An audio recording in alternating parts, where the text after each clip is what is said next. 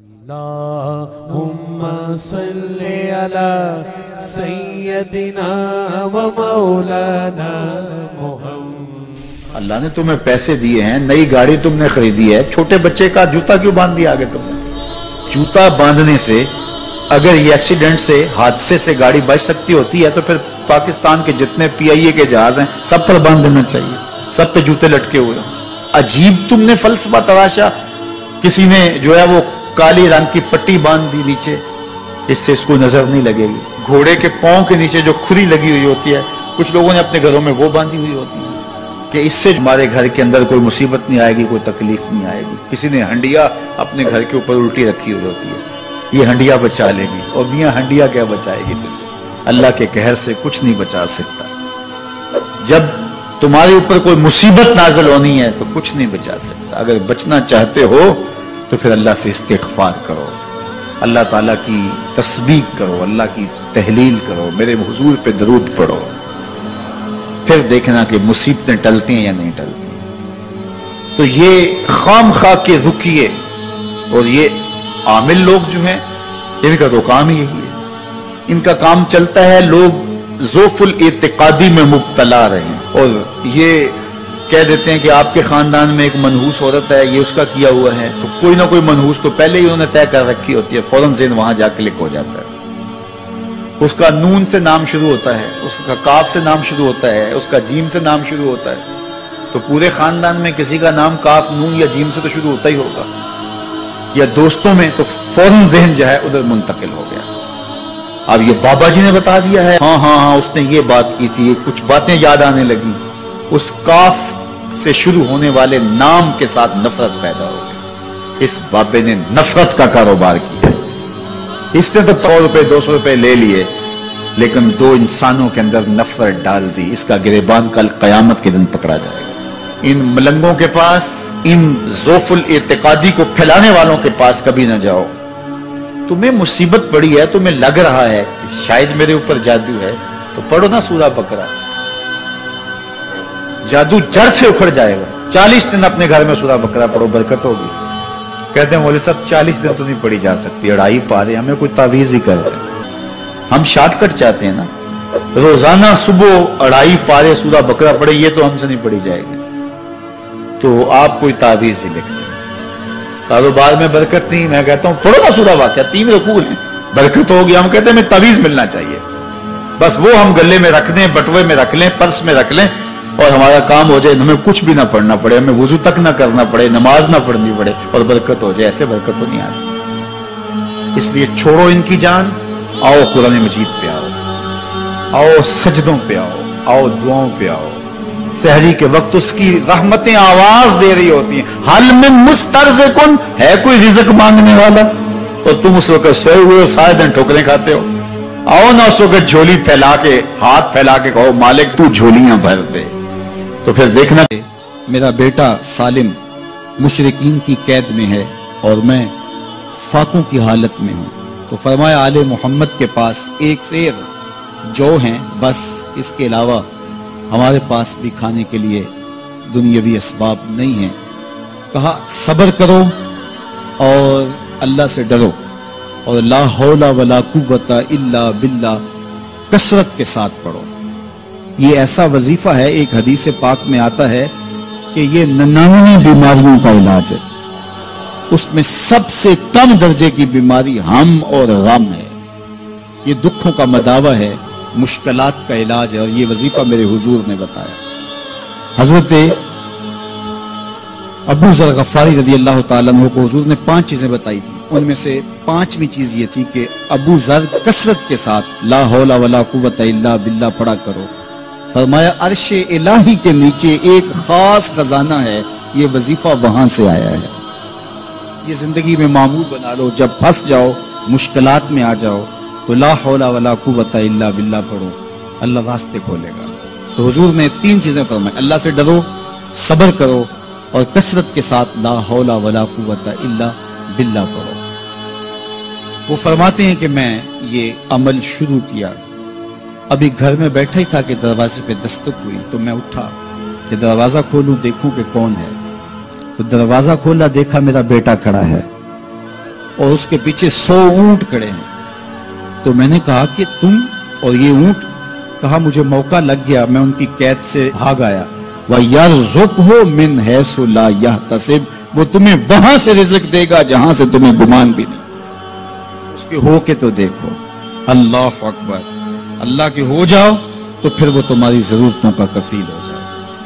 فرمایا حضرت عبداللہ ابن مسعود رضی اللہ تعالیٰ عنہ نے کہ کسی شخص کو فقر و فاقہ آ جائے تو وہ لوگوں کو بتائے کہ میں آج کل بڑے مشکل حالات میں ہوں، ہر وقت لوگوں کو بتاتا رہے تو اس کی مشکل بڑھے گی، اس کی مشکلیں آسان نہیں ہوں گی اس طرح۔ اور اگر وہ اپنی اس مشکل کو کسی سے شیئر نہ کرے بلکہ مصلی بچھا کے اپنے رب سے کہے کہ مالک فقر و فاقہ آ گیا ہے اور اس کا علاج تیرے پاس ہے، اس مرض کا مداوع تیرے پاس ہے۔ حضرت عبداللہ ابن مسعود فرماتے ہیں کہ رسول کریم نے فرمایا جلد یا بدیر اللہ اس کو مالا مال فرما دے۔ یہ بھی کبھی کر کے دیکھو، مشکل آ جائے، فاقہ آ جائے۔ اور قرآن مجید کا دل سورہ یاسین ہے، جس نے 1 مرتبہ سورہ یاسین کی تلاوت کی اللہ 10 مرتبہ قرآن پڑھنے کا ثواب عطا کرے۔ اور کتنا بڑا اجر ہے، آپ 1 سال میں بھی شاید 10 قرآن مجید نہ ختم کر سکیں، اور سورہ یاسین پڑھیں تو 10 مرتبہ قرآن مجید پڑھنے کا ثواب نصیب ہوگا۔ تو اپنی صبح کا آغاز سورہ یاسین سے کیا کریں، نماز فجر کے بعد اشراق تک سورہ یاسین پڑھ لیا کریں۔ سورہ یاسین اگر آپ پڑھ کے اپنے دن کا آغاز کرتے ہیں، آپ کا سارا دن خیر سے گزرے گا۔ اس دن اگر کاروبار کریں گے تو برکت ہوگی، اس دن بہت ساری بیماریوں سے، آفات و بلیات ارضیہ اور سماویہ سے بچے رہیں گے، لوگوں کے شر سے، حادثات سے محفوظ رہیں گے۔ میرے حضور نے ارشاد فرمایا قرآن مجید میں ایک سورت ہے جس کی 30 آیات ہیں، اگر کوئی شخص اس کی تلاوت کرتا ہے تو وہ سورت پڑھنے والے کی شفاعت کرتی ہے، اور اتنی بار شفاعت کرتی ہے کہ اس کو بخشوا کے چھوڑتی ہے۔ وہ سورت کون سی ہے؟ وَهِيَ تَبَارَكَ الَّذِي بِيَدِهِ الْمُلْكُ، یہ سورۃ الملک ہے، 30 آیتیں ہیں۔ جو شخص اس کی تلاوت کرے یہ اتنی بار سفارش اللہ کی بارگاہ میں کرتی ہے کہ اپنے پڑھنے والے کو بخشوا کے چھوڑتی ہے۔ تو اپنے دن کا آغاز سورہ یاسین سے کریں اور اپنی شب کا آغاز سورہ ملک سے کریں۔ سونے سے پہلے سورہ ملک کی تلاوت ضرور کر لیں، انشاءاللہ اس سے رات برکت سے گزرے گی۔ جس نے ایک دن میں 100 مرتبہ سبحان اللہ و بحمدہ پڑھا، کتنی مرتبہ؟ 100 مرتبہ کیا پڑھا؟ سبحان اللہ و بحمدہ۔ فرمایا کہ اس کے گناہ سمندر کی جھاگ کے برابر بھی ہوں تو اللہ معاف فرما دے گا۔ تو یہ اپنے وظائف میں شامل کر لیجئے، سبحان اللہ و بحمدہ۔ اور حدیث بخاری ہے کہ 2 کلمے ایسے ہیں جو اللہ کو محبوب ہیں اور زبان پر مشکل نہیں، زبان پر بڑے آسان ہیں، اور جب میزان پہ رکھے جائیں گے تو پلڑے کو جھکا دیں گے، بڑے بھاری ہیں میزان پہ۔ وہ 2 کلمے یہی ہیں، سبحان اللہ و بحمدہ، سبحان اللہ العظیم۔ تو اگر اس کو 100 مرتبہ روزانہ پڑھے تو سمندر کی جھاگ کے برابر بھی گناہ ہو تو اللہ معاف فرما دیتا ہے۔ اللہ فرماتا ہے ما یفعل اللہ بعذابکم، وہ تمہیں عذاب دے کے کیا کرے گا؟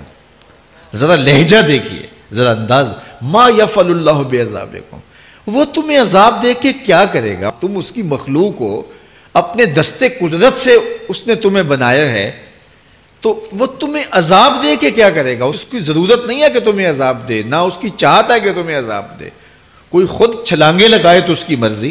فرمایا کہ ما یفعل اللہ بعذابکم، وہ تمہیں عذاب دے کے کیا کرے گا؟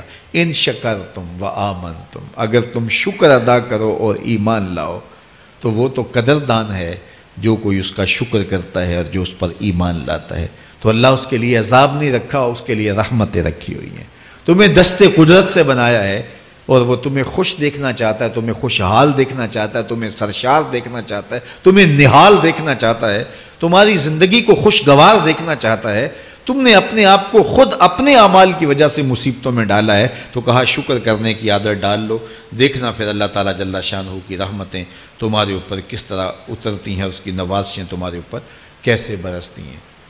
توکل اگر ہم سیکھ جائیں تو توکل ایک ایسی دولت ہے کہ جو خوشحال زندگی کی ضمانت بنتی۔ جب ہم اللہ پر توکل نہیں کرتے اور ہم سمجھتے ہیں یہ سب کچھ ہماری محنت کا نتیجہ ہی ہوگا، اور نتیجہ جب نہیں آتا تو پھر ہم بے چین مضطرب ہو جاتے ہیں، اور جب ہم اس پہ توکل کر لیں تو پھر ہمارا صرف اتنا ہی کام ہے کہ میاں ہم یہ کام کر رہے ہیں، بس یہ حکم، ہم بیج بو رہے ہیں، بس یہ حکم ہے اور بو رہے ہیں، باقی اس پہ بھروسہ ہے، یہ کام اس کا ہے کہ اس نے اس کو اگانا ہے، اس کے اوپر پھل لگانے ہیں۔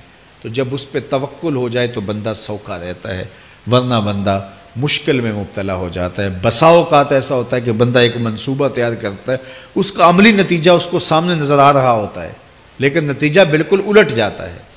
سید علی المرتضیٰ فرماتے ہیں میں نے اپنے ارادوں کی شکست سے ہی اپنے رب کو پہچانا ہے، کہ میں ایک منصوبہ تراشتا ہوں کہ یہ اور یوں ہوگا اور وہ ہونا چاہیے، لیکن نتیجہ وہ نہیں آتا، تو کوئی طاقت ہے اس کا جو نتیجہ بدل دیتی ہے۔ تو بندہ اس طاقت پہ یقین کرتے، اس پہ توکل کر کے جو ہے وہ اس پہ بھروسہ کر لے تو زندگی سوکھی ہو جاتی ہے۔ مغرب میں جو اللہ پر یقین نہیں رکھتے وہ خودکشی کر لیتے ہیں کہ یہ کیوں ہو گیا، ایسا نہیں ہونا چاہیے تھا، لیکن ہم خودکشی اس لیے نہیں کرتے، ہم کہتے ہیں میرا رب جس طرح چاہے اس طرح ہی ہوتا ہے، جو اس نے طے کیا ہوا ہے وہ کر کے رہتا ہے، اس لیے تم اس پہ توکل کر لو اور اس پہ بھروسہ کرو۔ حضور علیہ الصلوۃ والسلام نے فرمایا لو انکم توکلون علی اللہ حق توکلہ، اللہ پر توکل کرنے کا جو حق ہے اگر تم وہ ادا کر دے تو فرمایا اللہ تمہیں ایسے رزق عطا کرے جیسے پرندوں کو عطا کرتا ہے۔ ہمارا تو کاروبار ہے، یہ فیکٹری ہے، یہ دکان ہے، یہ ہماری نوکری ہے، ہم نے یہاں سے کمائی کرنی ہے۔ پرندوں کا کوئی کاروبار نہیں ہوتا، کوئی نوکری نہیں ہوتی، کوئی ٹھیا، کوئی اڈا نہیں ہوتا جہاں جا کے انہوں نے رزق کے لیے کوئی آغاز کرنا ہوتا ہے، بلکہ حضور نے فرمایا تغدو خماسا وتروح بطانا، جب وہ صبح گھر سے نکلتے ہیں تو خالی پیٹ نکلتے ہیں اور انہیں کوئی اپنی منزل کا تعین نہیں ہوتا، جدھر خیال آیا اڑ گئے ادھر، لیکن کبھی ایسا نہیں ہوا کہ شام کو خالی پیٹ واپس آئے ہوں، کہا وہ پیٹ بھر کے آتے ہیں۔ باہو بولے بن توکل پنچھی اڑ دے، خرچ نہ پلے زیرا ہو، جب گھر سے اڑتے ہیں تو ان کے پلے نہ کوئی خرچ ہوتا ہے، نہ راس المال ہوتا ہے، نہ کوئی اوزار ہوتے ہیں، نہ کوئی ہتھیار ہوتے ہیں، کچھ بھی نہیں ہوتا، یوں ہی گھر سے نکلتے ہیں، کبھی بھی خالی پیٹ نہیں آئے۔ فرمایا اگر اللہ پہ پرندے توکل کر لیں تو اللہ اسے بھی عطا کرتا ہے، تم توکل کرو گے تو تمہیں عطا نہیں کرے گا۔